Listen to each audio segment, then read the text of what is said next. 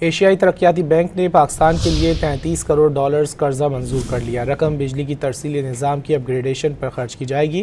مزید جانیں گے ڈان نیوز کے نمائندے طاہر شیرانی سے۔ طاہر بتائیے۔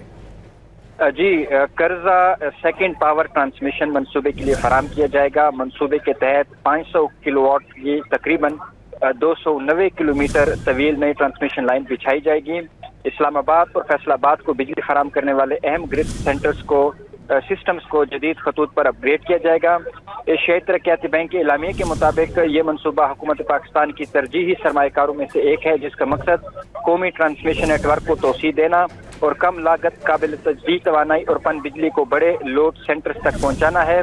یہ سرمایہ کاری پاکستان کے شمال جنوب پاور کوریڈورز میں برسوں سے موجود رکاوٹوں کو دور کرے گی اور ملک کے شمالی علاقوں میں قائم پن بجلی گھروں سے 3200 میگا واٹ تک صاف توانائی منتقل کرنے کی صلاحیت پیدا کرے گی۔ اب یہ جو قرضہ ہے یہ منظور کر لیا گیا ہے اور آنے والے دنوں میں پاکستان کے ساتھ باضابطہ معاہدہ ہوگا اور اس کے بعد پاکستان کو یہ رقم فراہم کی جائے گی۔ بہت شکریہ طاہر شیرانی ان تفصیلات کے لیے۔